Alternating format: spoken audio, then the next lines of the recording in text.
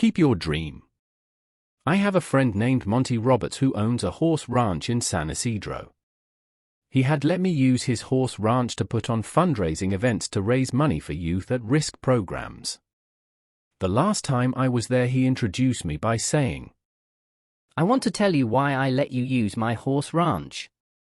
It all goes back to a story about a young man who was the son of an itinerant horse trainer.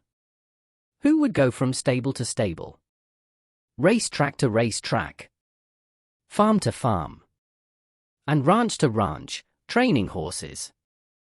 As a result, the boy's high school career was continually interrupted. When he was a senior, he was asked to write a paper about what he wanted to be and do when he grew up.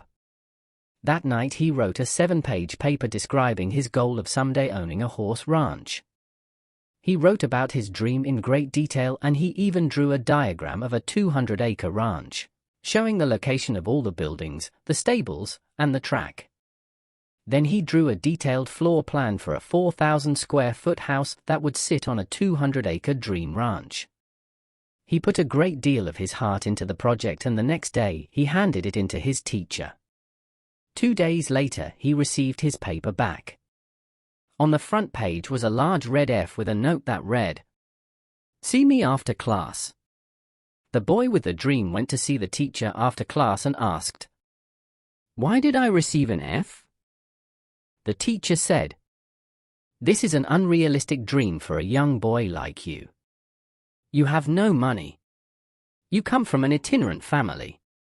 You have no resources. Owning a horse ranch requires a lot of money. You have to buy the land. You have to pay for the original breeding stock, and later you'll have to pay large stud fees. There's no way you could ever do it." Then the teacher added, "If you will rewrite this paper with a more realistic goal, I will reconsider your grade." The boy went home and thought about it long and hard. He asked his father what he should do. His father said, "Look, son, you have to make up your own mind on this. However, I think it is a very important decision for you."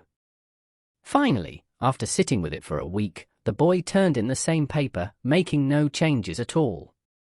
He stated, "You can keep the F and I'll keep my dream." Monty then turned to the assembled group and said, "I tell you this story because you are sitting in my 4,000-square-foot house in the middle of my 200-acre horse ranch. I still have that school paper framed over the fireplace." He added, "The best part of the story is that 2 summers ago that same school teacher brought 30 kids to camp out on my ranch for a week. When the teacher was leaving, he said, 'Look, Monty, I can tell you this now. When I was your teacher, I was something of a dream stealer. During those years I stole a lot of kids' dreams. Fortunately, you had enough gumption not to give up on yours." Moral: don't let anyone steal your dreams. Follow your heart, no matter what. No dream is too big or too small when one works hard to live it. One should always try making dreams come true no matter what.